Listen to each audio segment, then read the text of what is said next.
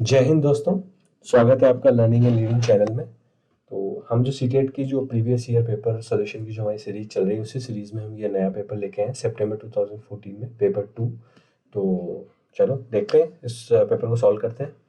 किस टाइप का पेपर ये आया है और क्या इसकी जो क्या क्या टॉपिक्स हम इस पेपर में कवर करेंगे। ये स्लाइड मैंने अभी रिसेंटली पिछले वीडियो में भी इंट्रोड्यूस की थी। ये स्लाइड का मेन पर्पस मैंने आपको बताया था कि हम ये देखेंगे कि हम जो भी क्वेश्चन सॉल्व करते हैं इस वीडियो में हम उनमें क्या क्या टॉपिक कवर कर रहे हैं। हर मैंने आपको क्वेश्चन नंबर दिया हुआ है कि किस क्वेश्चन नंबर में आप कौन सा टॉपिक कवर करेंगे। और एक मैं यूज इस डेटा का बाद में लूंगा जब मैं हमारे पूरा 12 साल का जो हमारा 12 वीडियोस का जो हमने सीरीज प्लान किया, जब वो सीरीज कंप्लीट हो जाएगा तो उसके बाद मैं एक प्रिडिक्शन वीडियो लेके आऊँगा 20 जनवरी के आसपास, जिसमें मैं इस पूरे डेटा का यूज़ करके ये प्रिडिक्ट करने की कोशिश करूँगा साइंटिफिकली मेथड से कि 2021 में कौन से क्वेश्चन है जो हमारे ज़्यादा चांसेस है हिट होने के। तो जब आप उस वीडियो को देख लोगे तो आपकी पूरी कंप्लीट पैकेज एक रेडी हो जाएगा, जो आपका 12 साल के क्वेश्चन पेपर्स प्लस उनका एक एनालिसिस प्रिडिक्शन किस टाइप के क्वेश्चन आपके 2021 में आएंगे। ठीक है, चलो इस पेपर को हम सॉल्व कर लेते हैं फटाफट से। देखो हमारा क्वेश्चन नंबर 31 कह रहा है कि हमारे 4 नंबर दिए हुए हैं, इनको हमको डिसेंडिंग ऑर्डर में जमाना है। ठीक, मैंने आपको फ्रेंड्स एक चीज बताई थी कि जब भी इस टाइप का क्वेश्चन आता है आपका तरीका क्या होना चाहिए। इस क्वेश्चन का आपका तरीका सिंपल होना चाहिए कि आप जो नीचे जो नंबर है उनका आप एलसीएम ले लो। और एलसीएम आप कब ले पाओगे अच्छी तरीके से, जब आप उन नंबर को एक प्लस की फॉर्मेट में लिख लो, एक इस तरह की फॉर्मेट में लिख लो। तो आपको क्या लिखो, इस नंबर को इनको आप यहाँ लिख लो ऐसे -11/20। वैसे माइनस की आप एक बिल्कुल भी चिंता न लें कि ऊपर लग रहा है कि नीचे लग रहा है। माइनस कहीं भी लग रहा हो, माइनस हमेशा दोनों नंबरों के लिए होता है। तो आपको माइनस को हमेशा एक जगह पे लगा दो आप सामने। ठीक है, चाहे वो नीचे हो चाहे वो ऊपर हो। ठीक है, तो ये हो जाएगा आपका 17/30, ये हो जाएगा आपका 3/10। देखो अब जब आप इसका एलसीएम लोगे तो मैंने आपको तरीका बताया था कि एलसीएम लेने का तरीका क्या होता है। आप नॉर्मली 20, 15, 30, 10 काफ़ी इजी नंबर है इनका, तो क्लियरली दिख रहा है कि इसका 60 जो होगा वो एलसीएम आ जाएगा। देखो उसके बाद हम इसको सॉल्व करते हैं। 20 × 3 = 60, ये हो जाएगा मेरा 33 माइनस का 33। ठीक है, ये नंबर ये हो जाएगा मेरा 15×4 = 60, तो ये मेरा हो जाएगा 7×4 = 28 माइनस का। ठीक है, ये हो जाएगा मेरा 30×2 = 60, तो ये मेरा हो जाएगा -34। और ये मेरा 10 से जाएगा 6 बार, तो 6×3 = 18, ये हो जाएगा मेरा -18। ठीक है, तो मेरा जो नया नंबर बन के आ गया, इनमें से नया जो मेरा नंबर आया जिसमें मेरा डिनोमिनेटर सेम है, मेरा पर्पस क्या था डिनोमिनेटर को सेम करना, और उसके लिए मैंने क्या किया एलसीएम लिया। तो मेरा एलसीएम लेते ही वो नंबर कॉमन डिस्ट्रीब्यूट हो जाएगा डिनोमिनेटर में उन सब रैशनल नंबर्स के। तो ये मेरा नया नंबर क्या बन के आ जाएंगे -33/60, एक मेरा बन के आ जाएगा -28/60, एक मेरा बन के आ जाएगा -34/60, और एक मेरा बन के आ जाएगा -18/60। ठीक है, अब देखो इसमें क्योंकि डिनोमिनेटर तो बराबर हो गया, मेरा सब नंबर्स का डिनोमिनेटर बराबर है, तो अब जो मेरा ऊपर जो सबसे बड़ा होगा वही मेरा रैशनल भी बड़ा हो जाएगा। देखो सबसे बड़ा मेरा ऊपर कौन सा है, सबसे बड़ा मेरा ऊपर नंबर है -18, क्योंकि जो माइनस में सबसे छोटा होता है वो माइनस में वो सबसे बड़ा हो जाता है ऑटोमेटिकली, अगर आप माइनस माइनस के नंबर्स को कंपेयर कर रहे हो तो मेरा -18 बार सबसे बड़ा हो गया। तो जो मैं अगर मैं डिसेंडिंग ऑर्डर में जमा रहा हूँ ये मेरा सबसे लास्ट में सबसे पहले आना चाहिए, क्योंकि मैं डिसेंडिंग ऑर्डर क्या होता है मेरा जो वो होता है मेरा अवरोही क्रम क्या है, मेरा सबसे बड़ा उससे छोटा उससे छोटा उससे छोटा, तो सबसे बड़ा मेरा सबसे आगे आ जाएगा। तो -18/60, -18/60 के करस्पॉन्डिंग मेरा रैशनल नंबर क्या था -3/10। ठीक है, तो मेरा इससे क्लियर हो गया कि मेरा option number 1 and option number 4 तो यही गलत हो गए। ठीक है, फिर भी मैं इनको जमा लेता हूँ। ठीक है, सबसे बड़ा होगा -18/60, इसके करस्पॉन्डिंग मेरा रैशनल नंबर है -3/10, ये मेरा सबसे बड़ा होगा। इसके बाद आएगा मेरा -28/60। ठीक है, -28/60 का मेरा नंबर कौन सा है -7/15। उसके बाद मेरा नंबर आएगा 33/60, इसके करस्पॉन्डिंग मेरा नंबर कौन सा है -11/20। उसके बाद आता है मेरा 34/60, इसके करस्पॉन्डिंग मेरा नंबर क्या था ओरिजिनल, मेरा था 17/30, तो ये हो जाएगा 17/30। माइनस तो एज इट इज चल ही रहा है, तो ये मेरा एक्चुअल ऑर्डर आ जाएगा। और आप ये देखोगे तो ये मेरा है ऑप्शन नंबर 2, तो मेरा इस क्वेश्चन का ऑप्शन नंबर 2 करेक्ट हो जाएगा। ठीक है, तो जो समझने वाली बात इस क्वेश्चन में क्या है वो ये है कि आप जब भी इस टाइप के रैशनल नंबर्स के ऑर्डर्स में उनको सेट करो तो आप उनको ऐसे नंबर्स में कन्वर्ट कर लो ताकि उनका डिनोमिनेटर सबका सेम आ जाए। तो उसका तरीका क्या होता है, आप डिनोमिनेटर में जो भी नंबर उनका एलसीएम ले लो, जैसे आपने एलसीएम लिया तो वो सब नंबर सेम हो जाएंगे, और आपका उसके बाद आपको केवल जो ऊपर नंबर है उसी से डिसाइड करना है। तो वो तो आप इजीली डिसाइड कर ही सकते हो कि उनमें से बड़ा कौन सा है छोटा कौन सा है। ठीक है, चलो चलते हैं नेक्स्ट क्वेश्चन की तरफ। नेक्स्ट क्वेश्चन आपका कहता है कि what should be subtracted from this number to get -1। देखो इस टाइप के क्वेश्चन मैंने आपको बताया था, ये कैटेगरी है आपकी इक्वेशन सॉल्विंग, या मैं कहूँ इक्वेशन अरेंजिंग प्लस सॉल्विंग। तो आप इसमें से एग्जैक्टली जो क्वेश्चन में बोला है ना वो लिखते जाओ। देखो क्वेश्चन में क्या बोला है, -5/7 में से क्या घटाएं, तो मैं लिख देता हूँ -5/7। इसमें से क्या घटाएं, क्या तो मुझे पूछा ही, तो मैं उसको x मान लेता हूँ कि हम x घटाएं तो हमारा -1 आ जाए। ठीक है, ये मेरा हो गया इक्वेशन अरेंजिंग। अब इक्वेशन को सॉल्व कैसे करना है, मैंने आपको सॉल्व करने का तरीका बताया था कि जब भी आपकी इक्वेशन x की फॉर्म में आती है तो आप x को LHS या RHS की तरफ इस तरीके से लेके जाएं कि उस x का साइन पॉजिटिव आ जाए। ठीक है, और कांस्टेंट को आप एक तरफ लेके आ जाएं। x की वैल्यूज x y जो भी वेरिएबल्स हैं उनको एक तरफ और सारे कांस्टेंट्स को एक तरफ। तो अगर मैं देखो ऐसा करूंगा, मैं x को कहाँ लेके जाऊंगा, मैं x को इधर ले जाता हूँ और कांस्टेंट को इधर ले जाता हूँ ताकि मेरा साइन पॉजिटिव हो जाए। तो मेरा x की वैल्यू क्या आ जाएगी, जब 1 इधर आएगा तो ये हो जाएगा 1 - 5/7। ठीक है, अब मैं इसका एलसीएम ले लेता हूँ, तो मेरा इसका एलसीएम कितना हो जाएगा, मेरा इसका एलसीएम हो जाएगा 7, और मेरा इसका आंसर कितना हो जाएगा, ये 7 में से यहाँ 7 - 5, तो इसका मेरा आंसर हो जाएगा 2/7, जो कि मेरी है एक्स की वैल्यू। ठीक है, जो मेरा ऑप्शन नंबर हो गया, ऑप्शन नंबर 3।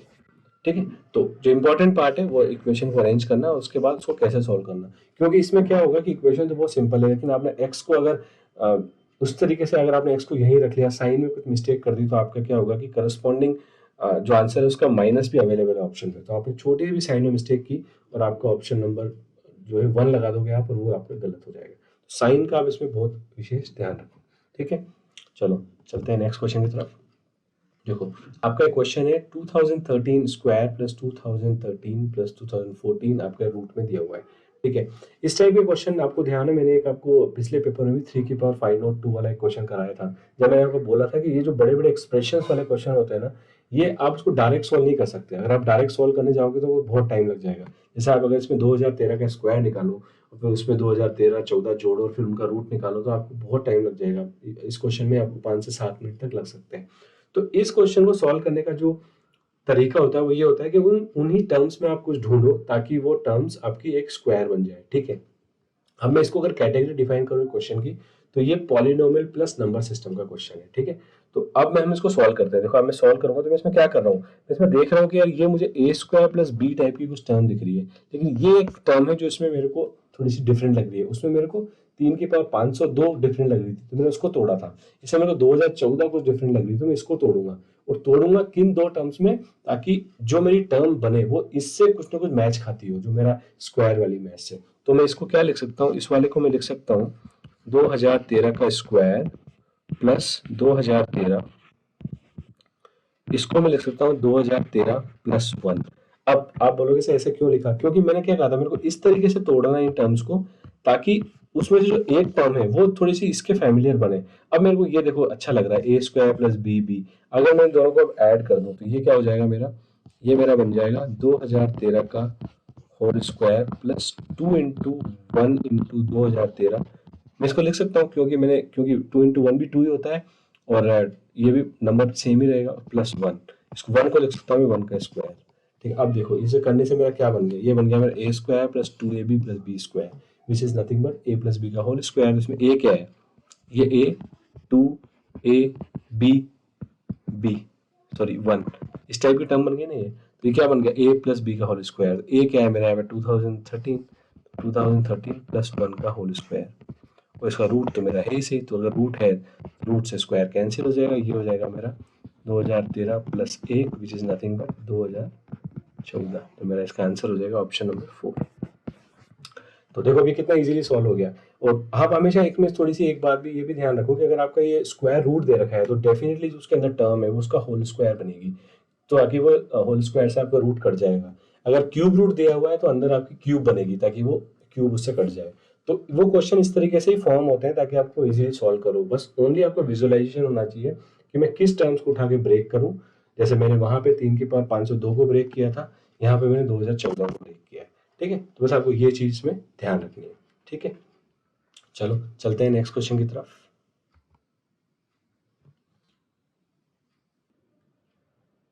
डिफरेंट इंटीजर है सच दैट कि ये हमारे A B C less than 0 है। ठीक है, तो एक बात आपको इसे समझ में आ रही होगी कि ये जो तीनों है इससे मेरा एक चीज डिराइव होती है कि मेरी ए बी सी तीनों जो है मेरे नेगेटिव नंबर है। ठीक है, ये बात आपके समझ में आ गई। ये तीनों मेरे नेगेटिव नंबर है, ठीक है।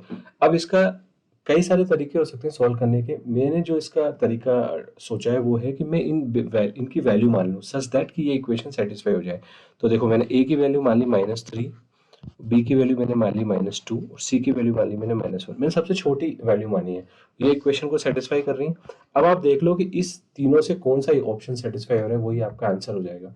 चलो आप ऑप्शन नंबर 4 से स्टार्ट करते हैं। देखो ऑप्शन नंबर 4 हमारा कहता है ए सी ए बी से बड़ा है। ए सी मतलब ए इंटू सी, मतलब -3 इंटू -1 मेरा -3 इंटू -2 से बड़ा है, ठीक है। ये आ जाएगा मेरा 3 ग्रेटर देन 6। तो ये तो मेरा गलत हो गया, तो मेरा ऑप्शन गलत हो गया। ऐसे आप चार ऑप्शन चेक कर सकते हो। आप देखोगे कि जो पहला ऑप्शन है ए प्लस सी मतलब -3 plus 1 plus of -1 is less than B. B आपका क्या है -2, ठीक है। तो आप इसको देखोगे ये आ जाएगा -4 इज लेस देन -2। यस, ये तो सही है। तो आपका ये इस वाली इक्वेशन को सेटिस्फाई करेगा। अब आप सोचोगे सर मैं क्या चारों ऑप्शन चेक करूं? बिल्कुल जरूरत नहीं है। आपको केवल जो ऑप्शन आपका सेटिस्फाई हो गया इस वैल्यू से, ये आपका 100% सही है। आपको जस्ट एक नंबर ऑप्शन लगाना है और आगे बढ़ जाना है, ठीक है। इस टाइप के क्वेश्चन में आपको ज़्यादा इसमें सोचने की जरूरत नहीं है, ठीक है। चलो चलते हैं नेक्स्ट क्वेश्चन की तरफ। In standard form the number given. ये क्वेश्चन हम कई बार कर चुके हैं और मेरा एक प्रेडिक्शन भी कहता है ये क्वेश्चन आपको फिर से आने के चांसेस है फ्रेंड्स 2021 में। आपको जो ध्यान रखने वाली बात है वो आप बस ये दो चीज़ आपको ध्यान रखनी है कि स्टैंडर्ड फॉर्म क्या होती है। स्टैंडर्ड फॉर्म मैंने आपको बताया था कि कोई भी नंबर अगर आपको 10 की पावर में स्टैंडर्ड फॉर्म में लिखना है तो वो हमेशा a dot anything something into 10 की पावर की फॉर्म में होता है। मतलब ये a है जो सिंगल डिजिट होना चाहिए। अगर इसमें एक भी 10 की पावर बच रही है तो आप उसको इधर ले जाओ, ठीक है। बस ये आपको इसमें ध्यान रखना है। ये होती है स्टैंडर्ड फॉर्म किसी नंबर को बनाने की, ठीक है। अब अगर मैं इसमें स्टैंडर्ड फॉर्म करूं तो मुझे पता है कि मुझे आगे 8 एक ही नंबर रखना है, तो मेरी इसकी स्टैंडर्ड फॉर्म बनेगी। मैं देखो इसमें क्या करूंगा, मैं इसको डॉट को लाता हूँ। एक मैंने आपको तरीका बताया था कि आप अगर डॉट को, ठीक है, लेफ्ट की तरफ लेके जाते हो, अगर आपका डॉट है, अगर आपको डिवाइड करना है, सपोज आपका कोई नंबर है, जैसे फॉर एग्जांपल आपका नंबर है 554+32, ठीक है। अब आप जैसे ही डॉट को अगर आप लेफ्ट में लेके जाते हो तो क्या कर रहे हो आप, एक्चुअली इसमें 10 की पावर को घटा रहे हो, तो उतनी आपको 10 की पावर बढ़ानी पड़ेगी ऊपर। तो मेरा हमेशा 10 की पावर बढ़ेगी, तो मेरा क्या होगा, 10 की पावर 1 हो जाएगा। तो मेरा जब ये पॉइंट यहाँ आ जाएगा तो मेरा 10 की पावर 1 हो जाएगा। सपोज मैं इसको पॉइंट को और इधर लेके जाऊँ तो मेरा 10 की पावर 2 हो जाएगा। तो जब हम डॉट को लेफ्ट की तरफ लेके जाते हैं तो 10 की पावर बढ़ती है, जब हम डॉट को राइट की तरफ लेके जाते हैं तो 10 की पावर घटती है। बस आप ये ध्यान रख लेना, आपका इससे काम हो जाएगा, ठीक है। चलो हम चलते हैं नेक्स्ट क्वेश्चन। हमारा जो क्वेश्चन है वो क्या कहता है, मेन क्वेश्चन हमारा कहता क्या है कि आप अब इसमें क्या करना है, मुझे इसको बनाना है 8 पॉइंट समथिंग बनाना है इंटू 10 की पावर। अब जैसे मैं इसको 8 पॉइंट समथिंग बनाऊंगा तो मैं कहाँ पर डॉट लगाने वाला हूँ, 8 पॉइंट पे लगाऊंगा। तो मैं इसको लिखना पड़ेगा मुझे 8.2903, ठीक है। और बाकी जीरो लिखने की जरूरत नहीं है, आपको पता है पॉइंट के बाद जीरो लिखने की कोई जरूरत नहीं होती, लेकिन मैं लिख देता हूँ आपकी समझ के लिए 2 3 4। अब देखो मैंने क्या किया, इसमें कहीं डॉट नहीं था। जब कहीं डॉट नहीं होता है तो मेरा यहाँ होता है कोने में। अब मैं डॉट को यहाँ से यहाँ लेके आया हूँ। कितना पोजीशन मैंने डॉट को बढ़ाया, 1 2 3 4 5 6 7 8, उतनी ही मैं 10 की पावर लगा दूंगा यहाँ पर। बस जितना मैंने उसको लेफ्ट में लेके गया 10 की पावर बढ़ जाएगी। अगर मैं उसको राइट में लेके जाता तो 10 की पावर को मुझे घटाना पड़ता, जो कि फिर मेरी नेगेटिव में जाने लग जाती पावर, ठीक है। तो बस अब इसमें ये आपका स्टैंडर्ड फॉर्म आ गया है। अब ये पूछा है आपका स्टैंडर्ड फॉर्म में k इंटू 10 की पावर है, तो मेरा k तो क्या हो गया, ये तो मेरा k हो गया, ठीक है। ये तो मेरा हो गया k। अगर मैं इसको बनाता हूँ, ये तो हो गया मेरा k और ये हो गया मेरा n। तो k कितना है, k है मेरा, अगर मैं सॉल्व करूँ, k है मेरा 8.2903 और n है मेरा 8। मुझसे इनका सम पूछा गया है, ठीक है। तो मैं सम करूँगा तो क्या आ जाएगा, 16.2903। ये मेरा इसका आंसर हो जाएगा। मेरा आंसर कितना हो जाएगा इसका, ऑप्शन नंबर 2, ठीक है। तो बस इसमें जो समझने वाली बात इतनी सी है कि आपका जो पॉइंट है वो कैसे आप उसको लेफ्ट और राइट लेके जाते हो, अकॉर्डिंगली आपकी 10 की पावर चेंज होती है, ठीक है। चलो देखते हैं नेक्स्ट क्वेश्चन। ये आपसे कह रहा है क्वेश्चन की LCM of two prime number आपको दिया हुआ है कि 161 है, ठीक है। अब इसमें आपको एलसीएम दिया हुआ है और आपसे पूछा है कि ये किन दो नंबर्स का एलसीएम है, किन दो नंबर का एलसीएम है, ठीक है। तो जब हम रिवर्स लेके जाते हैं, देखो हमें अगर दो नंबर दिए हुए और एलसीएम निकालना तो बहुत ईजी हो जाता है। लेकिन अगर हमें एलसीएम दिया हुआ और किन नंबरों का एलसीएम है तो उसका केवल एक ही तरीका होता है, फैक्टराइजेशन, ठीक है। और आपको यहाँ पे और इजी करने के लिए ये और दे दिया है कि वो दोनों प्राइम नंबर है। तो आपके और इजी हो गया। तो आपको बस ये देखना है कि 161 किन दो नंबर का एलसीएम है, मतलब इन 161 के दो ऐसे प्राइम फैक्टर निकालने हैं जिनका मल्टीप्लिकेशन 161 आ जाए। ठीक है, तो मेरा 161 मुझे दिया हुआ है। अब मुझे ऐसे दो नंबर लाने ए इंटू बी जो मेरा ये मल्टीप्लाई करने पे 161 आ जाए, तो वही मेरा एलसीएम हो जाएगा उसका, क्योंकि प्राइम नंबर का एलसीएम तो उनका मल्टीप्लिकेशन ही होगा। ठीक है, तो अब देखो, अब आप इसमें एक तरीका तो यार फैक्टर निकालो, वही प्राइम फैक्टर निकालो। देखो आप, ये 3 से डिवाइड हो रहा है क्या? 3 से डिवाइड नहीं हो रहा है कहीं भी, आप देख लो। ठीक है, अब आप बात करो इसमें निकालो, नहीं ये तो ये हो जाएगा हमारा, ये हम इसको आगे बढ़े तो हमारे क्या 161 के हमको क्या निकालना है? फैक्टर निकालना है। देखो अब इसमें 7 से इसको डिवाइड करो। ठीक है, अगर आप इसको 7 से डिवाइड करोगे तो ये कितना हो जाएगा? ये हो जाएगा आपका 7 इंटू 23। ठीक है, ठीक है, और आपका इसमें ये चीज़ में आ गई 7 और 23। तो आपका इसमें पूछा है कि इन दोनों जो नंबर्स आए, इन दोनों नंबर्स का सम कितना, इस इक्वेशन में रख के देखना, आपको बताना है कि इसकी वैल्यू कितनी निकल गई। देखो इसमें एक चीज़ आपको और बोली हुई है, ये बोला है कि x जो है y से बड़ा होगा। ठीक है, x आपका y से बड़ा होगा। अब x अगर y से बड़ा होगा तो मेरा x क्या होगा? 23 होगा, और y मेरा कितना होगा? 7 होगा। तो अगर मैं इसकी वैल्यू डालूँ 3y माइनस एक्स में, तो मेरी क्या आ जाएगी? 3 इंटू 7 माइनस 23, तो 21 माइनस मेरा ये हो जाएगा आपका 23, तो ये मेरा हो जाएगा -2। तो मेरा इसका आंसर कितना आ जाएगा? मेरा इसका आंसर आ जाएगा -2। ठीक है, तो मेरा कहाँ गया? ऑप्शन नंबर 2 इसका सही हो जाएगा। ठीक है, तो आपको इसमें बस करना कुछ भी नहीं है, आपको बस ये ध्यान रखना है कि आपके जो दो नंबर हैं 161 में, ऐसे कौन से दो नंबर हैं जिनका मल्टीप्लिकेशन मेरा 161 आता है। ठीक है, तो ये मेरी ये आपको बात समझ में आ गई होगी। तो इसमें बस आपको ये चीज़ ध्यान रखनी है कि ये 7 और 23 इसके फैक्टर्स आएंगे। ठीक है, चलो चलते हैं नेक्स्ट क्वेश्चन की तरफ। What is the probability that randomly selected factor from positive factors of 72 is less than 11? देखो, probability में मैंने आपको चीज़ बताई थी। एक तो probability में आपकी जो सबसे important चीज़ होती है वो क्या होती है? न्यूमरेटर और डिनोमिनेटर। मैंने आपको बताया था कि बस आपको दो चीज़ें निकालनी है, न्यूमरेटर निकाल लो, डिनोमिनेटर निकाल लो। न्यूमरेटर में मैंने आपको बताया था कि न्यूमरेटर होता है मेरा, अगर मैं न्यूमरेटर की बात करूँ तो मेरा न्यूमरेटर होता है टोटल आउटकम टीओ, मैं उसको टीओ बोल देता हूँ, और ऊपर आता है मेरा पॉसिबल आउटकम जिसको मैं पीओ बोल देता हूँ। तो मेरा हमेशा क्या होता है formula? PO by TU, possible outcome divided by total outcome. ठीक है, अब हम देखते हैं कि इस क्वेश्चन में टोटल आउटकम कितने हैं। देखो, इसने बोला है कि व्हाट इज द प्रोबेबिलिटी के randomly selected factor positive factors of 72। ठीक है, अब मेरे को 72 के फैक्टर्स निकालने हैं। मैंने आपको पिछले वीडियो में, शायद फेब 2014 का पेपर हम सॉल्व कर रहे थे, तो मैंने आपको एक बताया था कि फैक्टर्स निकालने के लिए क्या करो, एक से आप स्टार्ट करो। ठीक है, तो आपको कभी दिक्कत नहीं आएगी, पेयर बनाते जाओ। ठीक है, अब मैं 72 के पॉजिटिव फैक्टर निकालता हूँ। देखो, एक से डिवाइड करूँ तो कितना आएगा? 172। मेरा एक पेयर तो ये आ गया 172। अब मैं दो से करता हूँ तो मेरा 2 से 36 बार जाएगा, एक मेरा आ गया 236।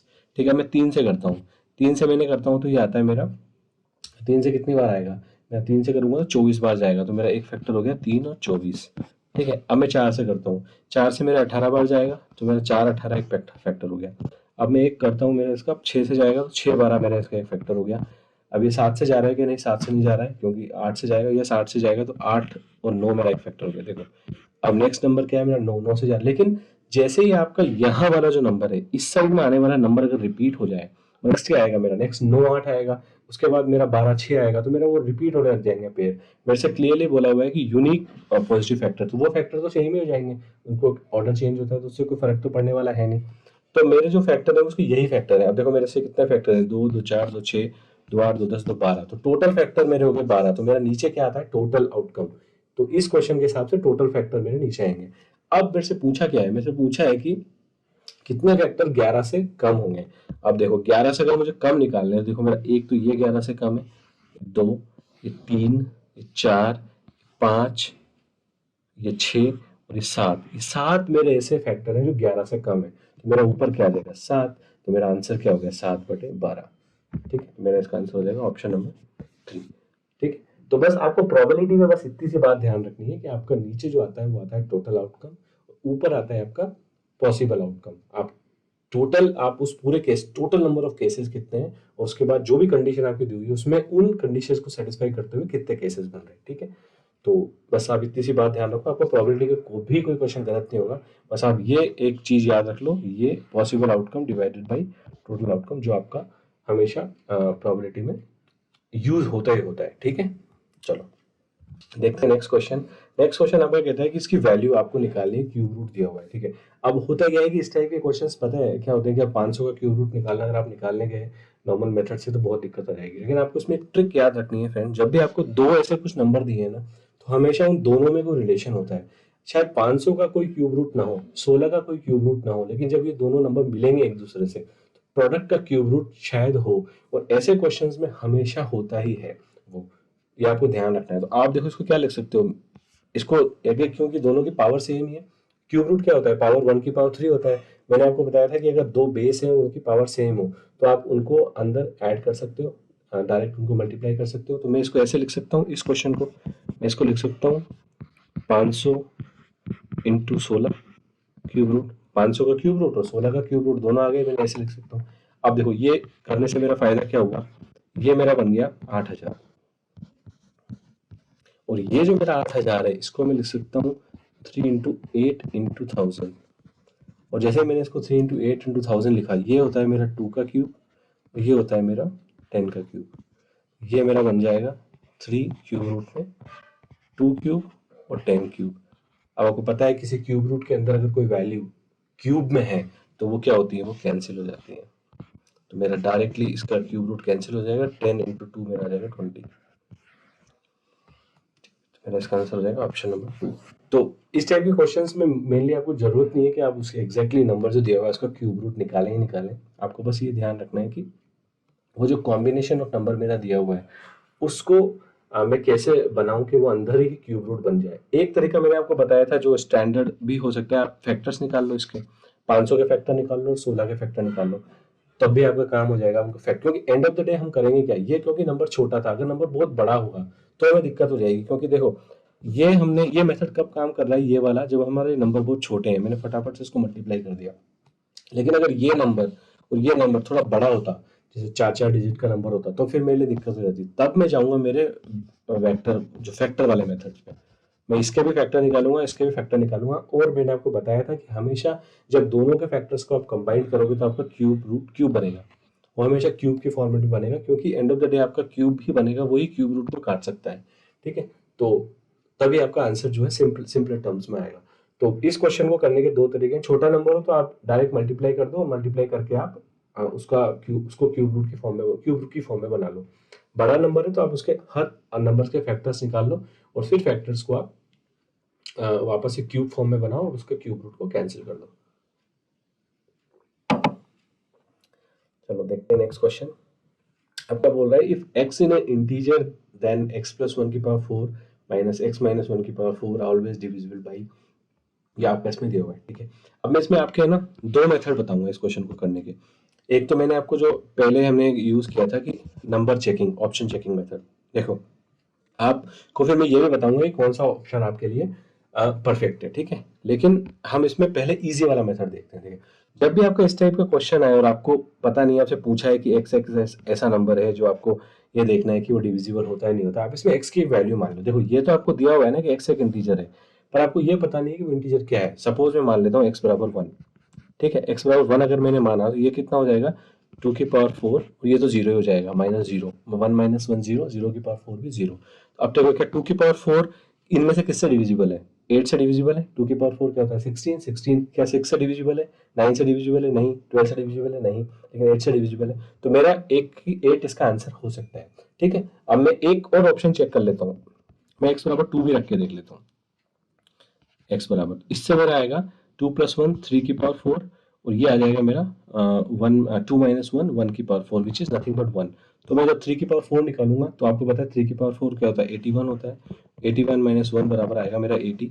क्या 80 मेरा इनमें से देखता हूँ किससे डिविजिबल है, 80 भी मेरा 8 से डिविजिबल है। तो दो नंबरों से अगर मेरा ये सेटिस्फाई हो रहा है तो यानी कि मेरा ये आंसर इसका 2 सही है। मेरा ये नंबर ऐसा होगा जो मेरा इस नंबर से डेफिनेटली डिविजिबल होगा ही होगा। ठीक है, तो ये मेरा हो गया इसका ऑप्शन नंबर 2, ये हो गया मेरा, मैं कहूंगा ये इजी वे। ठीक है, आप इसमें चाहो तो एक को ही चेक करके आगे बढ़ सकते हो, आपको जरूरी नहीं कि 2 से चेक करो 3 से चेक करो। 1 से चेक करके आप बता सकते हो, लेकिन 2 से कंफर्म हो गया, इससे ज्यादा आपको जाने की जरूरत नहीं है। अब x बराबर 1 के लिए, 2 के लिए चेक कर लो, आपको 3 के लिए, 4 के लिए चेक करने की जरूरत नहीं है, तो आपका आंसर इसी से आ जाएगा। अब इसका एक्चुअल जो आपका सॉल्व करने का तरीका है वो तो आपको सिंपल है कि ये एक पॉलिनोमियल है, तो पॉलिनोमियल को आप कैसे सॉल्व करते हैं। पॉलिनोमियल का तरीका होता है कि हम उसको नॉर्मली इक्वेशन सॉल्व करके करते हैं। अब देखो ये क्या है, a की पावर 4 और माइनस बी की पावर 4 टाइप का एक है, तो a4 माइनस b4 के फैक्टर्स क्या होते हैं, एक्स ए स्क्वायर माइनस बी स्क्वायर और ए स्क्वायर प्लस बी स्क्वायर। तो अगर मैं इसको लिखूंगा तो मैं इसको कैसे लिखूंगा, देखो मैं इसको लिखूंगा x प्लस 1 की power square minus x minus 1 की पावर स्क्वायर, ये मेरा एक टर्म बन गया। तो मैं इसके फैक्टर निकाल रहा हूँ, देखो a4 माइनस b4 के फैक्टर क्या होते हैं, एक तो आएगा a square minus B square जो मैंने यहाँ लिख दिया, ठीक है, और उसके बाद मेरा एक आएगा मेरा या माइनस एज इट इज मेरा बीच में है इसे, एक मेरा आएगा x प्लस 1 का whole square plus x minus 1 का होल स्क्वायर, ये मेरे इसके फैक्टर आएंगे, ठीक है। अब जब इन फैक्टरों को मैं और नीचे सॉल्व करूंगा तो मेरा ये बन जाएगा, इसको मैं फिर से खोल लूँ, x प्लस 1 के होल स्क्वायर को इसको खोलूँ, तो इसको जब मैं खोलूंगा तो ये मेरा बनेगा, देखो x ये बनेगा x square plus 2x plus 1, ये बनेगा x square minus 2x plus 1, 2x से 2x कैंसिल हो गया, ठीक है, तो ये मेरा बन जाएगा, इसमें बनेगा ये मेरा, ये इसको सोल्व करूँ तो ये बनेगा x square plus 2x plus 1, ये बनेगा मेरा minus of x square minus 2x plus 1, ठीक है। अभी जब माइनस अंदर जाएगा तो ये माइनस, ये प्लस, ये माइनस, तो मेरा 1 भी कैंसिल, एक्स स्क्वायर भी कैंसिल, यहाँ से मेरा बना 4x, ठीक है। आप इसको सॉल्व करोगे तो इससे आपका बनेगा 4x माइनस, ये आपका बनेगा कुछ 2x स्क्वायर टाइप का, ये बनेगा। इसमें क्या है एक्चुअली, यहाँ पे माइनस एक्स स्क्वायर इसमें से भी कट जाएगा, सबसे अच्छी बात ये है। तो ये आपका बनेगा कुछ इस तरीके का बनेगा, ये इंटू 2x स्क्वायर प्लस 2। अब आप इसमें देखोगे, आपने 2 अगर इसमें से कॉमन ले लिया तो ये बनेगा 8x into x square plus 2, ठीक है। अब आप देखो ये जो मेरा फाइनल टर्म बन के आई है, ये मेरी फाइनल टर्म क्या है, ये मेरी फाइनल टर्म है, सॉरी यहाँ पे ये मल्टीप्लीकेशन है, ओके, क्योंकि a4 माइनस b4 क्या बनेगा, a square minus B square into a square plus b square, ठीक है, ये मेरा आएगा 8x plus 2x square plus 2। अब आप देखो ये नंबर हमेशा 8 से डिविजिबल होगा, जो भी होगा, क्योंकि 8 इसमें बाहर आ रहा है, तो मेरा इसका डायरेक्ट आंसर हो जाएगा, आंसर नंबर 2 इससे। अब आप देखो कौन सा मेथड, ऑब्वियसली ये मेथड ईजी है ना, ये मेथड आपका easy at least paper point of view से, लेकिन अगर सोचो ये सब्जेक्टिव होता, ये पेपर आपको सब्जेक्टिव सोल्व करना होता तो आपको फिर यही लगाना पड़ता, उसमें फिर आप ये चीज़ नहीं लगा सकते, लेकिन हमारा ऐसी कोई दिक्कत नहीं, इसलिए मैंने आपको दोनों मेथड बताए कि एक्चुअल तरीका सॉल्व करने का तो ये है, आप उसको बकायदा फैक्टर्स खोलो, फैक्टर्स निकालो, और फाइनली आप ये देखो कि आपको जो कॉमन टर्म्स है वो क्या आ रही है, और उसके बेसिस पे आप डिसाइड करोगे ये नंबर किन नंबर से डिविजिबल हो सकता है। अब ये और भी किसी नंबर से डिविजिबल हो सकता है, लेकिन 8 से कंफर्म डिविजिबल होगा, क्योंकि 8 का ये गुणांक आ रहा है, अगर 8 का गुणांक है तो वो हमेशा 8 का गुणांक हमेशा 8 नंबर से तो डिविजिबल होगा ही होगा, ठीक है। ये इसका थोड़ा सब्जेक्टिव तरीका हो गया, लेकिन ये प्रेफर मैं करूंगा आपके सीटेट पॉइंट ऑफ व्यू से, ये वाला तरीका आप इस तरीके पे जाएं, इसको आप एज ए लर्निंग समझें कि एक्चुअली में सॉल्व कैसे हो रहा है, लेकिन ये आपका तरीका होगा सॉल्व, ठीक है, सॉरी। देखते हैं नेक्स्ट क्वेश्चन क्या कहता है। नेक्स्ट क्वेश्चन आपका कह रहा है the 100 digit of a 3 digit number is 7 more than the unit digits, the digits of a number are reverse and the result numbering is subtracted from the original 3 digit, the unit digit of the final number so obtained is, ठीक है। अब देखो इस question को करने के भी multiple तरीके हो सकते हैं फ्रेंड्स, मैं आपको इसके क्वेश्चन के 3 मेथड बताता हूँ करने के, सॉल्व करने के। सबसे ईजी मेथड हमेशा मैं पहले बताता हूँ, ठीक है। सबसे ईजी मेथड क्या होगा इस क्वेश्चन को करने का, देखो सबसे इजी मेथड होगा इस क्वेश्चन को करने का, वो होगा मेरा पहला ऑप्शन, कि मैं ऐसा एक नंबर सोच लूं जिसमें मेरा जो है जो मेरा जो 100 डिजिट है वो सर में 100 डिजिट है वो यूनिट डिजिट से 7 ज़्यादा हो। तो देखो ऐसा 700 ही एक ऐसा नंबर है, इसमें क्या है, मेरी 0 तो यूनिट डिजिट है, उससे 7 ज़्यादा मेरी 100 डिजिट है। अभी क्या करा है मैंने, इस नंबर को रिवर्स कर दिया है, तो मैं रिवर्स कर देता हूँ, 007 हो जाएगा अगर मैं रिवर्स किया तो ये मेरा क्या आ जाएगा, 10 में 7 गया तो 3, तो मेरी यूनिट डिजिट कितनी आ गई, 3, तो मेरा ऑप्शन नंबर 3 करेक्ट हो गया यहाँ पे, ठीक है। ये मेरा सिंपल सा चीज़ हो गई। आप और भी मान सकते हो, आप 801 भी मान सकते हो। 801 क्या है, वही एक नंबर है 10 डिजिट का, जिसमें आपकी यूनिट डिजिट जो 100 डिजिट है वो यूनिट डिजिट से 7 ज़्यादा है, यानी 1 + 7 8 है। इसको आप रिवर्स कर रहे हो तो आपने रिवर्स कर दिया, देखो अब रिवर्स करोगे तो 11 में से 8 गया तो कितना बचा, 3, तो आपका आंसर क्या हो गया, 3, तो आपका ये तो हो गया सिंपलेस्ट मेथड इस क्वेश्चन को सोल्व करने का। अब और क्या तरीका हो सकता है? और तरीका आपका ये हो सकता है कि आप इसको कोई नंबर मान लो, आपने नंबर माना ABC, ठीक है। अब आप इसको ABC देखोगे तो आप इसका जो नंबर है ABC आपको दिया हुआ है कि जो 100 डिजिट है A प्लस C, इन दोनों का सम, ये मेरे को दिया हुआ है कि इन दोनों का सम 7 है, ठीक है। ये मेरी एक इक्वेशन दी हुई है, इन्होंने ABC मैंने नंबर माना था और मेरे को दिया हुआ है क्वेश्चन में कि A प्लस C 7 है, मतलब 100 डिजिट का सम और यूनिट डिजिट का सम 7 है, ठीक है। अब मैं रिवर्स करता हूँ, मैंने रिवर्स कर दिया, रिवर्स किया तो मेरा क्या आएगा, C भी A। अब मैं घटाता हूँ तो मेरा घटाया तो क्या आया, C माइनस A मेरा आया। इसका जो यूनिट डिजिट आएगी वो C माइनस ए आएगी। जब मैं इसमें से ABC में से CBA घटाऊंगा तो मेरी यूनिट डिजिट क्या आएगी, C माइनस ए। तो अगर आप देखोगे इस इक्वेशन में जो मेरी दी हुई थी, इसमें अगर मैं A प्लस सी मेरा 7 दिया हुआ था तो मेरा इससे C माइनस ए कितना आ जाएगा, इस वाली इक्वेशन से, इस वाली इक्वेशन से मेरा C माइनस ए आ जाएगा -7, ठीक है। तो मेरा ये C माइनस ए कितना आ गया, -7 आ गया।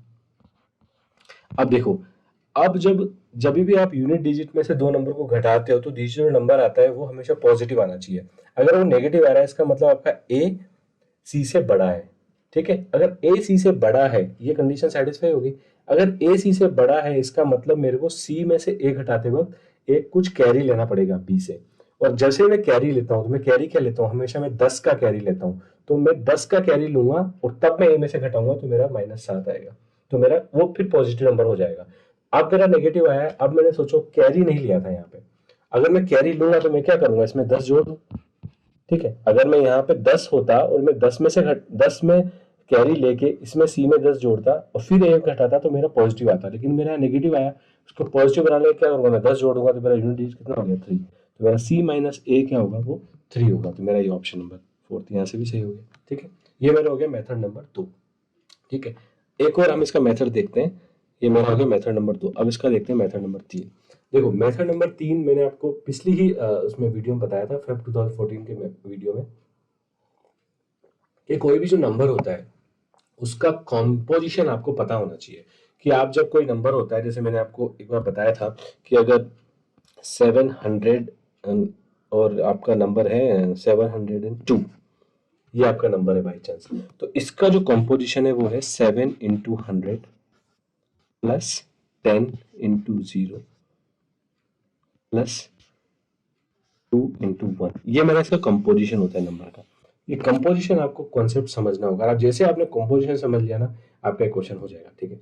अब देखो, मैंने मान लिया कि वो मेरा नंबर था ABC, फिर से मैं ABC मान लेता हूँ। अब मेरा कह रहा है कि जो मेरा डिजिट है, जो मेरा यूनिट डिजिट है, सॉरी 100 की डिजिट है, वो मेरी उससे 7 बड़ी है। यानी कि सपोज अगर मेरी x यूनिट डिजिट है, अगर मेरी x यूनिट है, डिजिट है, तो मेरी 100 डिजिट कितनी है, x प्लस 7 है। ये मेरी 100 की डिजिट होगी, ठीक है। तो अब इसके नंबर को मैं कंपोजिशन में लिखूं तो मैं कैसे लिखूंगा, 100 इंटू एक्स प्लस 7 लिख सकता हूँ, क्योंकि ऐसे ही तो नंबर बनेगा मेरा, प्लस उसमें मैं x लिख दूं तो ये मेरा नंबर बन जाएगा, जो मेरा नंबर बनने वाला हुआ, ठीक है। ये मेरा हो गया, नंबर बन गया मेरा इक्वेशन नंबर 1, ठीक है। अब मेरे से कहा है कि इनको मैंने रिवर्स कर दिया, जैसे मैंने रिवर्स किया तो मेरा x आ गया यूनिट पे, तो मेरी फिर इक्वेशन क्या बन जाएगी, 100 इंटू एक्स, ठीक है, 100 इंटू एक्स प्लस 7, ये मेरा बन गया। अब मेरे से बोला है कि इन दोनों को घटा दो। अब देखो इन दोनों को आप घटा दो, नॉर्मल आप इसको देखो, ये 100 into x plus 7 plus x, तो ये एक्चुअली आपका है क्या, 101 एक्स प्लस 700, तो मेरा ये है 101 एक्स प्लस 700 माइनस इसको करूंगा तो मेरा ये क्या है 100 एक्स, तो ये है मेरा 100 एक्स प्लस 7, ठीक है। ये है मेरा 101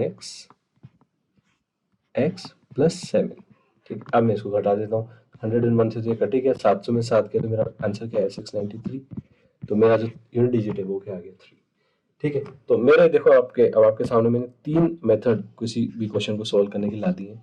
आप जो मेथड आपको अच्छा लगता है वो चूज करो। मेरा सजेशन होगा आप मेथड नंबर 1 पे जाओ, क्योंकि ऑब्जेक्टिव क्वेश्चन में आपका इस टाइप के मेथड बहुत काम के होते हैं। आप बस कोई नंबर मान लो जो आपकी कंडीशन दी हुई है क्वेश्चन में वो सेटिस्फाई करती है, ठीक है। चलो हम चलते हैं नेक्स्ट क्वेश्चन की तरफ। ये अब आपको बात समझ में आई होगी। मैं कोशिश ये कर रहा हूँ कि आपको जो भी क्वेश्चन की, क्योंकि एक मैथ्स का जो क्वेश्चन होता है ना उसको कई तरीके से सॉल्व किया जा सकता है, ठीक है। तो एक तो बेस्ट तरीका जो आपका सेटिस्फाई करता है आपके एग्जाम को, एक आपका तरीका जो आपका एक्चुअल तरीका होगा, अगर आपको उसको स्टेप बाय स्टेप क्वेश्चन को सोल्व करना है तो वो है आपके ये तरीके। लेकिन आपका जो कोई आंसर निकालने का तरीका है वो हो जाएगा आपका ये वाला, ताकि आप क्विकली आंसर निकालो 5 से 10 सेकेंड में और आगे बढ़ जाओ। ठीक है, चलो चलो चलते हैं हमारा नेक्स्ट क्वेश्चन। नेक्स्ट क्वेश्चन हमारा परसेंटेज का है और ये कह रहा है कि a is 20% more money than b, c has 20% less money than b, what percent more money does a have than c. ठीक है, तो देखो इसमें क्या है, आपको मैंने आपको एक चीज बताई थी कि जब भी आपको कोई नंबर्स केवल परसेंटेज में ही आपको क्वेश्चंस में डेटा दिया हुआ है, तो आप जिसका डेटा नहीं दिया हुआ है उसको 100 मान लो। ठीक है, तो देखो इसमें बी रेफरेंस है, बी से ही ए के पास ज्यादा है और सी के पास कम है, तो यहाँ मैं मान लेता हूँ बी। सब मान लो बी के पास 100 है। ठीक है, अब ये कह रहा है कि ए के पास 20 ज्यादा है, ए के पास कितनी हो जाएगी, 120 हो जाएगी। ये कह रहा है सी के पास 20% कम है, तो सी के पास कितनी हो जाएगी, 80 हो जाएगी। ठीक है, अब मेरे से पूछा क्या है, मेरे से ये पूछा है कि जो सी है उसके पास ए से कितनी ज्यादा है, यानी सी के पास ए से कितनी ज्यादा है। तो मेरा रेफरेंस क्या हो गया, मेरा रेफरेंस हो गया सी। तो ठीक है, मेरा क्या हो जाएगा, सी के पास कितनी ज्यादा है, 40 ज्यादा है। तो मेरा अगर मैं सी की परसेंटेज निकालूं रेफरेंस की, तो मेरी कितनी आ जाएगी, 40/80 इंटू 100। तो मैं इसको मैं कैंसिल कर देता हूँ, तो ये मेरा कितना हो जाएगा, 400, 8 पंजे 40 और ये हो जाएगा मेरा 50। तो मेरा जो है परसेंटेज 50% मनी ए के पास सी से ज़्यादा है। ठीक है, तो ये मेरा बेसिक परसेंटेज क्वेश्चन है, इसमें कुछ भी ज़्यादा खास नहीं था। बस आपको ध्यान क्या रखना है, ये चीज़ आपको इसमें ध्यान रखनी है, ये जो चीज़ मैंने मानी है बी की 100। तो ये मैंने आपको बताया था कि जब भी आपको किसी का परसेंटेज नहीं पता हो तो हमेशा उसको आप 100% मान लो, वो आपका रेफरेंस पॉइंट हो जाएगा। फिर वहां से आप सॉरी, जो भी आपका डेटा दिया हुआ है, आप उस डेटा से आप उस रेफरेंस को निकाल लो। तो उसमें फायदा क्या हो जाएगा कि आपको डायरेक्ट फिर उस परसेंटेज को घटा देना है। जैसे मैंने इसमें क्या 100 माना, तो मैंने फिर इसमें परसेंटेज नहीं निकाली, मैंने 20 था तो मैंने 20 बढ़ा दिया, जब 20 कम था तो मैंने 20 घटा दिया। ठीक है, चलो नेक्स्ट क्वेश्चन देखते हैं। ये कह रहा है Rani who is y years old at present, he x years older than Hamid. ये आपका एज लिमिट का क्वेश्चन है। एक्सियम देखा जाए तो आपका इक्वेशन का क्वेश्चन है। ठीक है, कि आपका इक्वेशन कैसे सोल्व की जाती है। ठीक है, तो बस आप इसमें करना कुछ नहीं है, आप जो क्वेश्चन में दिया हुआ है वैसे वैसे धीरे धीरे लिखते जाओ। देखो बोला है Rani who is y years old age present. ठीक है, रानी आज जो है प्रेजेंट में वाई साल की है। ठीक है, मैंने वाई लिख दिया। Is x years older than Hamid, यानी कि ये एट प्रेजेंट अभी वाई की है और ये हमीद से एक्स साल बड़ी है। ठीक है, अभी हमीद से 1 साल बड़ी है, यानी कि हमीद की एज कितनी है फिर, अगर रानी हमीद से बड़ी है, Rani is x years older than बनी हमीद, यानी कि हमीद जो होगा वो इससे छोटा होगा। तो हमीद की एज कितनी हो जाएगी, हमीद की एज हो जाएगी y-x। ठीक है, क्योंकि वो क्या है, उससे x छोटा है ना, हाँ रानी से, तो रानी हमीद की एज कितनी हो जाएगी y-x। ठीक है, अब हम आते हैं 15 ईयर्स अगो। जैसे आपका ये टर्म आ जाए ना 15 ईयर्स अगो, ये तो प्रेजेंट एज चल रही है फ्रेंड्स, रानी की प्रेजेंट एज है y और हमीद की प्रेजेंट एज है y-x। 15 ईयर्स अगो, तो मैं इनमें दोनों में 15 साल पीछे चल जाता हूँ, दोनों को मैं दोनों को 15 साल पीछे ले गया। अब दोनों की एज क्या होगी, y-15 रानी की 15 साल पहले एज रही होगी और y-x-15 हमीद की 15 साल पहले एज रही होगी। ठीक है, अब बोल रहा है हमीद एज वॉज 1/4 ऑफ रानी। मुझे हमीद की तो पता चल गई, ये मेरी हमीद की है 15 साल पहले। तो ये बोल रहा है कि रानी की 1/4 है, तो 1/4 लिख के मैं यहाँ पे इक्वल कर देता हूँ। ये मेरी, यही तो कहा है उन्होंने मेरे से कि जो रानी है उसकी age Hamid age was 1/4 of Rani. तो हमीद की 15 साल पहले रानी की 1/4 थी। रानी की 15 साल पहले कितनी थी, y-15 थी। इसमें 4 का भाग दिया तो वो मेरी हमीद की एज होगी। अब बस आप इस इक्वेशन को सॉल्व कर लो। बस इसमें मेनली इक्वेशन फॉर्मिंग है, सॉल्विंग तो कुछ भी नहीं है। आप इसको क्रॉस मल्टीप्लाई करके सॉल्व करोगे तो अब इसका आंसर आपका आ जाएगा 3y-4x = 45। ठीक है, मैं आपको इसमें क्विकली सोल्व करके बता देता हूँ। सोल्व करने का तरीका बहुत सिंपल है, आपको बस क्या करना है, आपको क्रॉस मल्टीप्लाई कर लो। आप देखो 4 को आप इधर लेके जाओगे तो हो जाएगा 4y-4x - 60। ठीक है, तो ये हो जाएगा मेरा y-15 =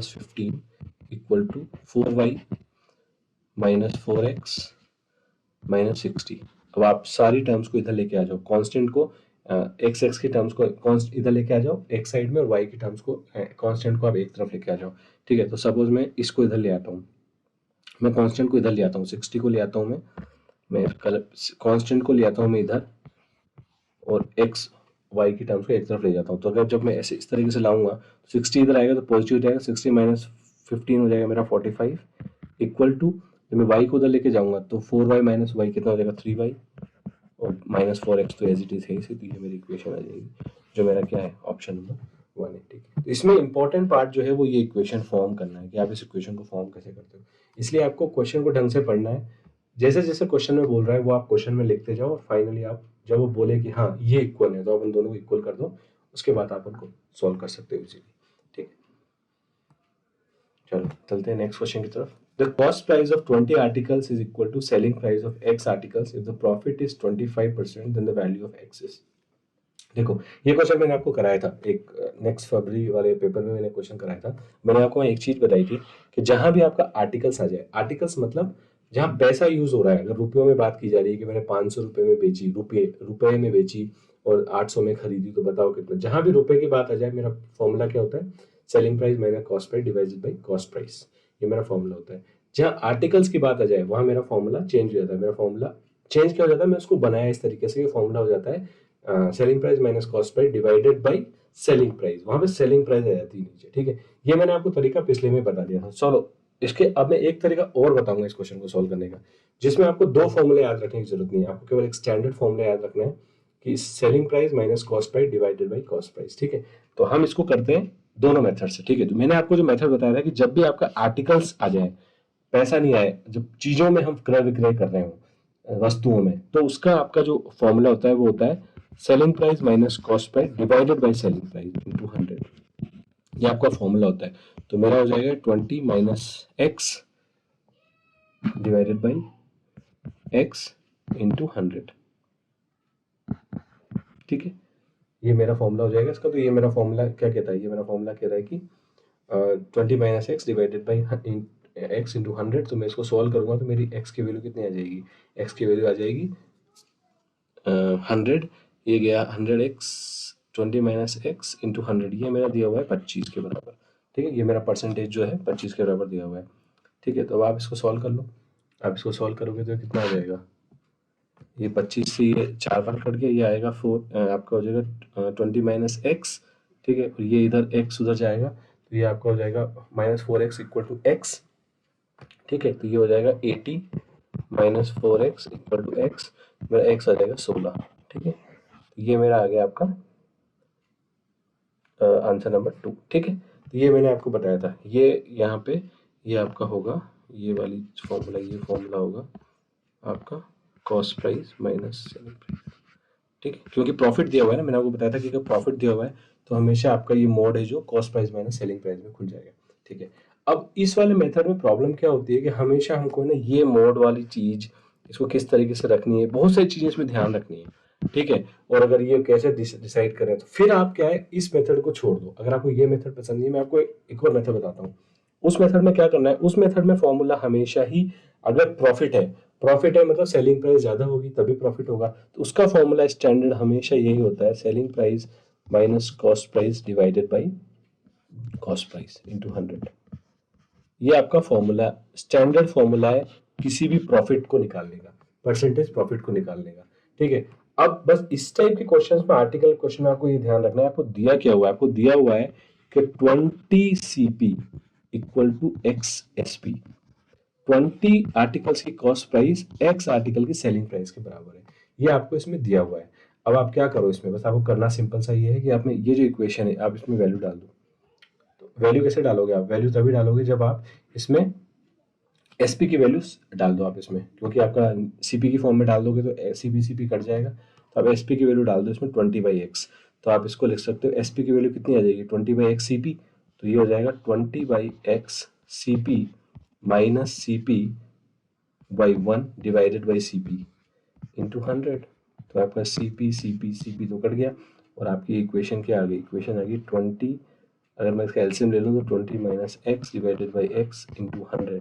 ये हमारी वही इक्वेशन आ गई जो हमने यहाँ पे फॉर्मूले में बनाई थी। जब आप इसको सॉल्व करोगे तो एक्स की वैल्यू आ जाएगी 16। तो आप दोनों में से कोई सा भी मेथड आप चूज कर सकते हो, आपकी चॉइस है, लेकिन मैं आपको सजेस्ट मेरी तरफ से करूंगा आप इस मेथड से जाओ, तो इसमें आपको क्या है, मल्टीपल फॉर्मूले याद रखने की जरूरत नहीं है, आपको केवल एक ही फॉर्मूला ध्यान रखना है, वो है SP minus CP divided by CP, selling price minus cost price divided by cost price. हमेशा प्रॉफिट मेरा होगा तो सेलिंग प्राइस ज़्यादा होगी, लॉस होगा तो मेरी कॉस्ट प्राइस ज़्यादा होगी। बस ये मेरा सिंपल सा ध्यान रखना है। फिर मेरे को ये चीज़ ध्यान नहीं रखनी है कि वो आर्टिकल्स हैं कि क्या है, लेकिन अगर आप ये ध्यान रख सकते हो कि आर्टिकल्स में मेरा फॉर्मूला ये होता है और पैसों में मेरा फॉर्मूला नीचे CP आता है और आर्टिकल्स में SP आता है, तो भी आप आगे इस तरीके से सॉल्व कर सकते हो। ठीक है, तो आप दोनों मेथड है, आप दोनों मेथड में से कोई सा भी मेथड इसका आप चूज कर सकते हो। ठीक है, चलो बात आपके समझ में आ गई होगी। चलते हैं नेक्स्ट क्वेश्चन की तरफ। नेक्स्ट क्वेश्चन आपका कह रहा है the value of a machine depreciates at the rate of 10% per year, और अगर इसको 3 साल बाद देखा जाता है कि इसकी वैल्यू इतनी हो जाती है, तो बताओ ये कितने रुपए में खरीदी थी। तो मैंने आपको डिप्रिशिएशन का जो कॉन्सेप्ट बताया था वो क्या बताया था कि नॉर्मली हम क्या कोई बाइक लेते हैं, कोई चीज़ लेते हैं और उसको जब यूज़ करते जाते हैं तो उसकी वैल्यू क्या थोड़ी कम हो जाती है। अगर सोचो हमने कोई 100 रुपये की कोई चीज़ ली है और 3 साल बाद हमने कोई यूज़ कर लिया, तो उसकी वैल्यू 100 रुपये तो ना रही होगी, उसकी वैल्यू कुछ कम हो गई होगी, तो उसको कहते हैं डिप्रिशिएशन।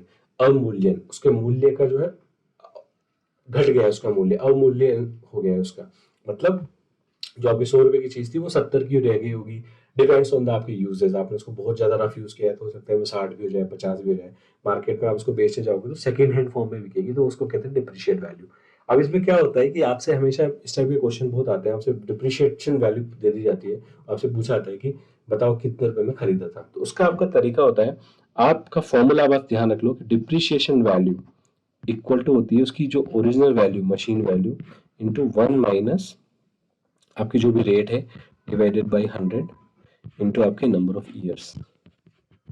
ये वाला फॉर्मूला आपको जो उसमें सामने हमने जो सब्जेक्ट लिस्ट बनाई थी उसमें भी दिया हुआ है, वहां से फॉर्मूले को नोट कर सकते हैं या आप यहाँ से भी नोट कर सकते हैं।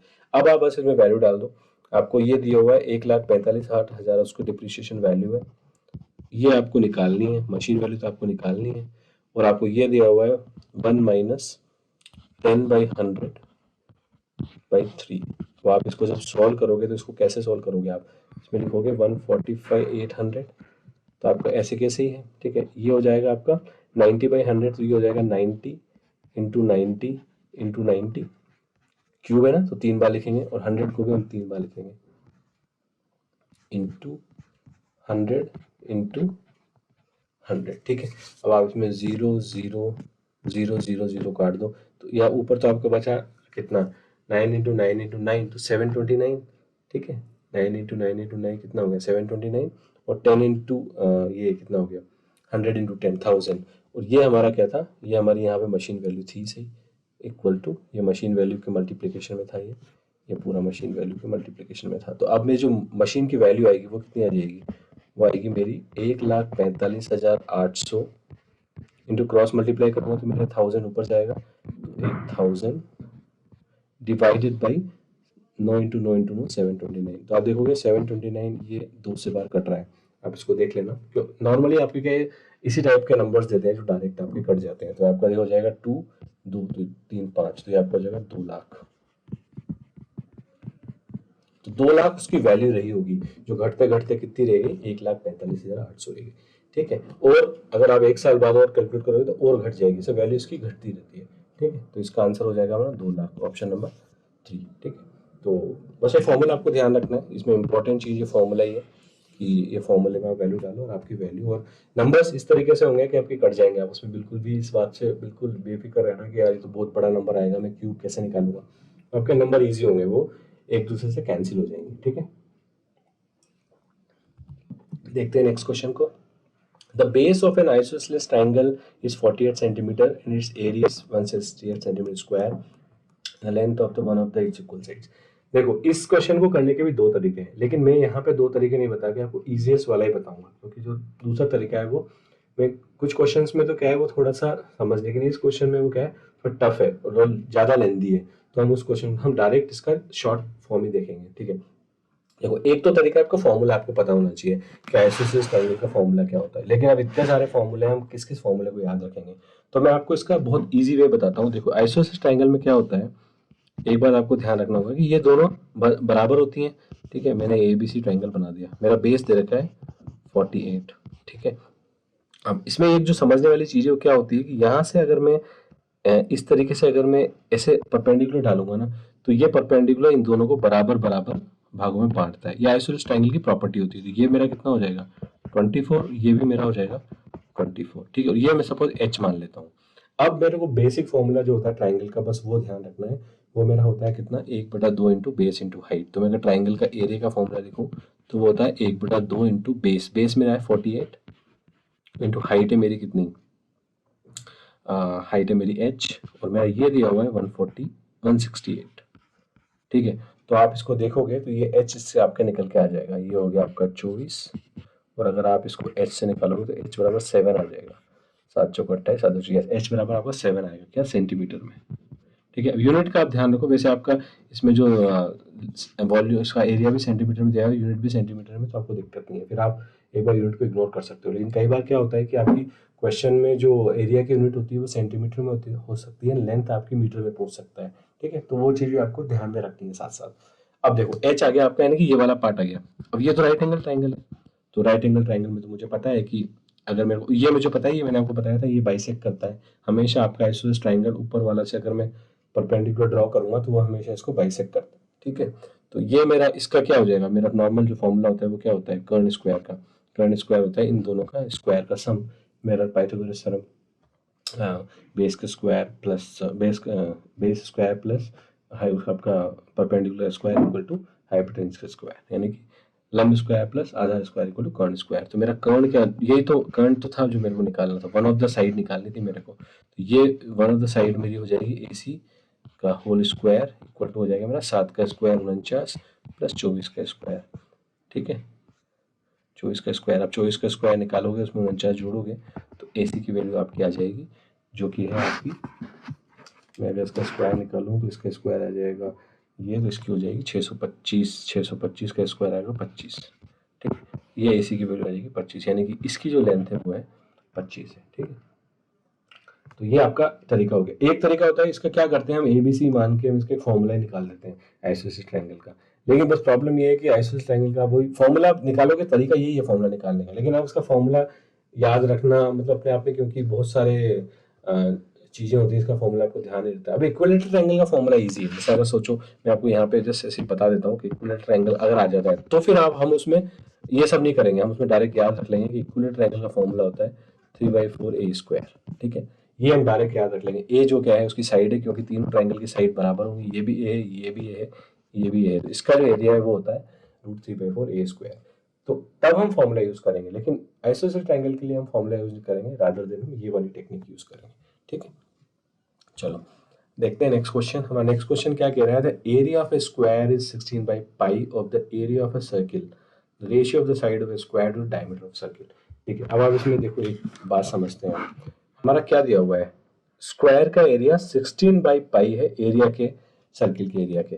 देखो स्क्वायर का एरिया क्या होता है, स्क्वायर की साइड दी हुई है तो मेरा साइड का जो स्क्वायर होगा वो मेरा स्क्वायर का एरिया होगा।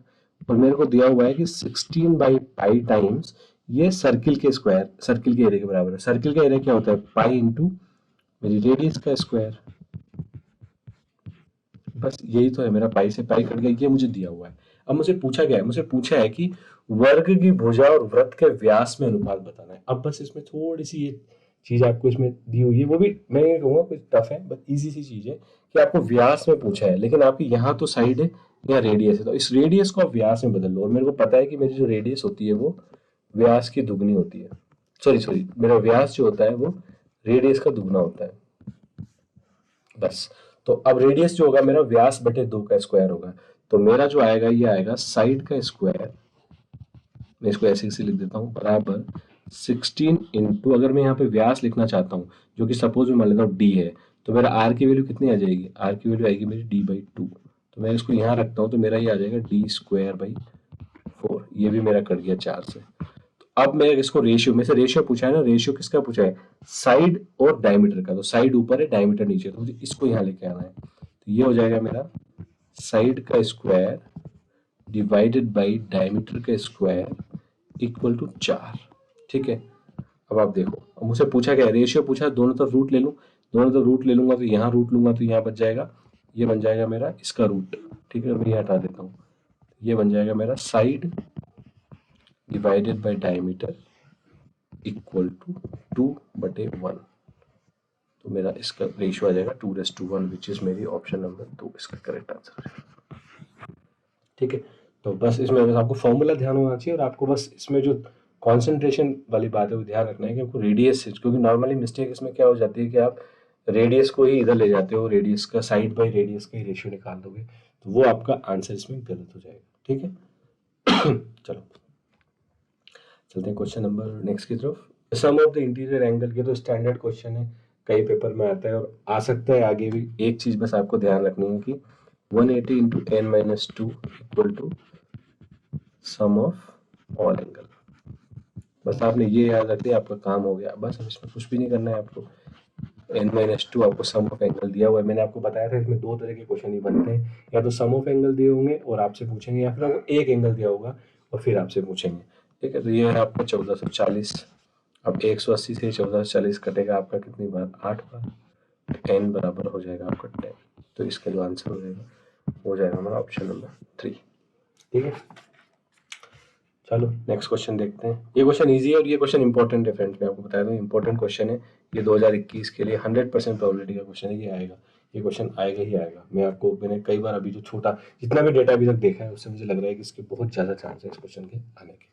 ठीक है, तो आप इसको याद रखो, स्कोरिंग क्वेश्चन है, किसी भी कंडीशन में आपको गलत नहीं होना चाहिए क्वेश्चन, 1 मार्क आपको इसमें मिलना ही चाहिए। ठीक है, चलो नेक्स्ट क्वेश्चन देखते हैं। If A B, C respectively are the number of faces, edges and vertices of pentagonal pyramid and the value of this is। देखो मैंने आपको एक चीज बताई थी, चाहे वो पेंटागनल पिरामिड हो, चाहे वो जो भी हो, फेसेस, वर्टिसेस, एजेस में सिंपल सा एक फॉर्मूला होता है जो आपको बस ध्यान ही रख लो उसको, तो आप f + v - e = 2। आपका बस ये चीज आपको ध्यान रखनी है, आपका क्वेश्चन हो गया बस इसमें। अब इसमें पूछा क्या है, देखो फेसेस है आपके a, तो आपसे बोला a प्लस वर्टिसेस है आपके c माइनस b आपको 2 दिया हुआ है। ठीक है, यही तो आपका एक्सप्रेशन है, अगर देखोगे आप तो यही आपका एक्सप्रेशन है कहीं ना कहीं, ये एक्सप्रेशन सेम ही तो है, a - b + c। ये क्या है, a - b + c, तो उसकी वैल्यू है 2, तो आप इसको एक्सप्रेशन में रखोगे एज इट इज, तो ये आ जाएगा 2/2 का होल स्क्वायर -2। इसकी वैल्यू कितनी आ जाएगी, 1 - 2 विच इज नथिंग बट -1। इसका आंसर हो जाएगा ऑप्शन नंबर 4। ठीक है, बस ये इसमें इंपॉर्टेंट चीज़ है, ये वाला जो फॉर्मूला है ये इसमें इंपॉर्टेंट है, आपको ध्यान रखना है कि जो कोई भी पॉलीहेड्रन होता है आपका, जिसमें एजेस होते हैं, फेसेस होते हैं, मैंने आपको बताया था कुछ भी हो सकता है, वो क्यूबॉइड हो सकता है, प्रिज्म हो सकता है, क्यूब हो सकता है, जिसमें एजेस होते हैं। मैंने आपको ये बताया था कि 2 3 डायमेंशनल शेप्स ऐसे होते हैं जिनमें एजेस नहीं होती हैं, वो होता है आपका एक स्फेयर, एक होता है आपका बेलन। बाकी आपका जो भी है सब में एजेस होती है। ठीक है, तो जहाँ भी एजेस, फेसेस और वर्टिसेस होती हैं उसका फॉर्मूला ये होता है। और आपको डायरेक्ट, कई बार इसमें कई तरह के क्वेश्चन बनते हैं, आपसे डायरेक्ट वैल्यू दे देंगे आपको f + v की और पूछेंगे एजेस कितनी है, 3 है तो 2 दे देंगे, 1 की पूछेंगे, या और कोई तरीका लगाएंगे, जैसे ये एक तरीका लगाया। तो आपको मेनली बस ये फॉर्मूला ध्यान होगा, तो आप डायरेक्ट वैल्यू डालो और आपका आंसर आ जाएगा। ठीक है, चलो चलते हैं नेक्स्ट क्वेश्चन की तरफ।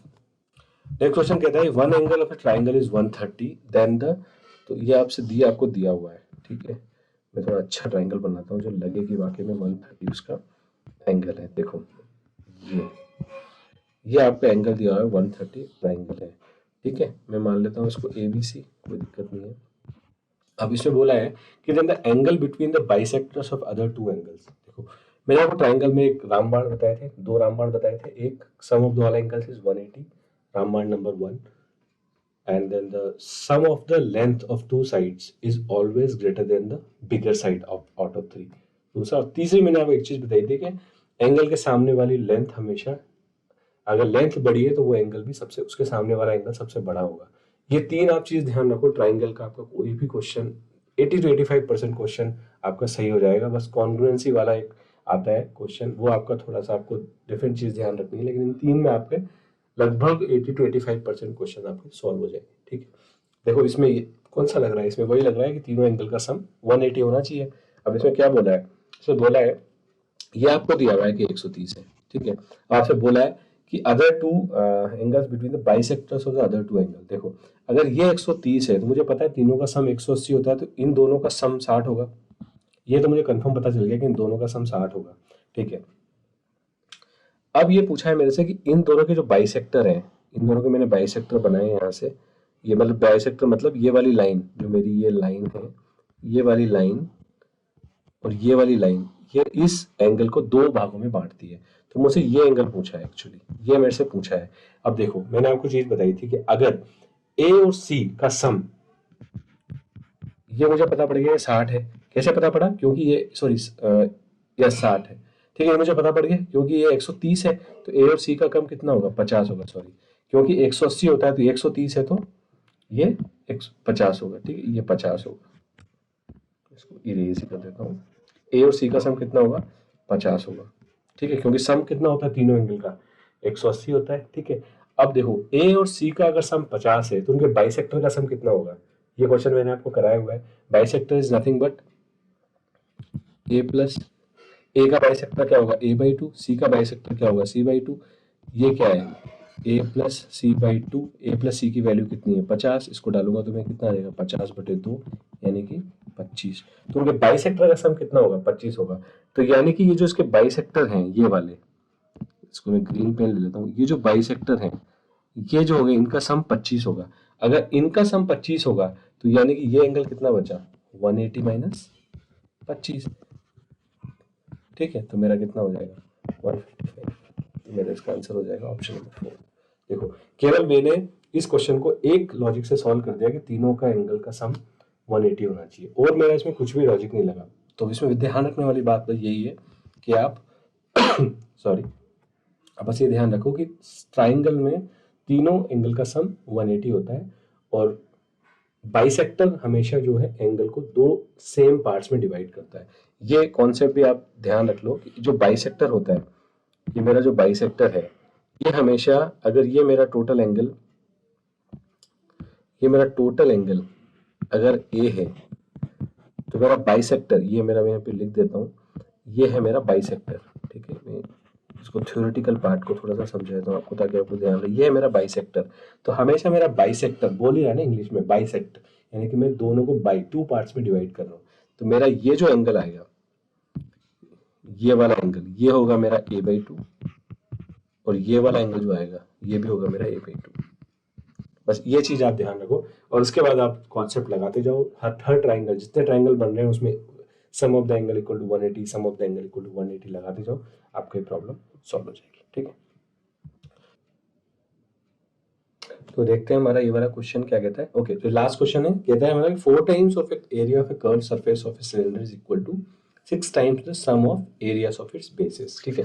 तो अब हमें बस इसमें क्या ध्यान होना चाहिए? हमें ये ध्यान होना चाहिए कि हमारा जो है, जो सिलेंडर होता है वो कुछ इस तरीके का होता है, ठीक है। तो उसका जो कर्व सरफेस होता है उसका हमारा एरिया होता है 2πr/h, जहाँ की h इसकी हाइट है, ठीक है, और जो इसका एरिया होता है ये होता है मेरा πr², ठीक है। अब अगर मैं इसको फॉर्मूले में एज इट इज लगा दूं, मेरा क्या कह रहा है ये 4 times of the area of the curve surface, 4 into 2πr/h, h की वैल्यू मेरी 12 दी हुई है, हाइट 12 सेंटीमीटर दी हुई है, जो मेरा बराबर है 6 into area of sum of the basis, इसका πr², इसका πr², कितना हो जाएगा? 2πr²।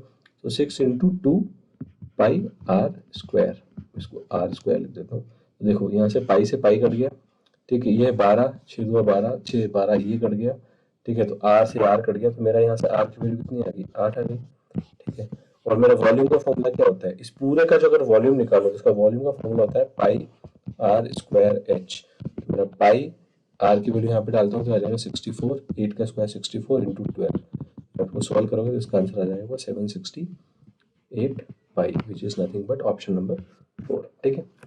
तो आपका बस ये फॉर्मूला आपको ध्यान होना चाहिए सिलेंडर का, बाकी इस क्वेश्चन में कुछ खास था नहीं, ठीक है। तो बस हमारा ये सितंबर का पेपर सॉल्व कंप्लीट होता है फ्रेंड्स। होप आपको बात समझ में आई होगी जो मैं इसमें कन्वे करना चाह रहा हूँ आपको मैसेज, क्योंकि मेरा केवल आइडिया ये नहीं था कि मैं आपके क्वेश्चन सॉल्व करा के बस आंसर बता दूँ। मेरा आइडिया मेनली ये है कि हम, क्योंकि एक तरीके से समझे भी सही सिलेबस में हम कौन सा टॉपिक कवर कर रहे हैं, उस टॉपिक का थोड़ा सा डिटेल्स भी समझें, ठीक है, ताकि आपको एक तरीके से जब आप इन पेपर्स के वीडियो को देखो ना तो आपको एक तरीके से फुल रिवीजन हो जाए आपके पूरे सिलेबस का, मैथ्स का, ठीक है। ये मेरा मेन पर्पस था। होप आपको ये बात अच्छी लगी होगी, और अगर आपको मेरी जो मेहनत है वो अगर पसंद आती है तो आप इस वीडियो को जितना ज़्यादा हो सके लोगों से शेयर करें, ज़रूरतमंदों तक इस वीडियो को ज़रूर पहुँचाएँ। यही इस वीडियो का, इस पूरे चैनल का मेन पर्पज़ है, ताकि जो ज़रूरतमंद दूर दराज क्षेत्रों में हैं लोग जिनको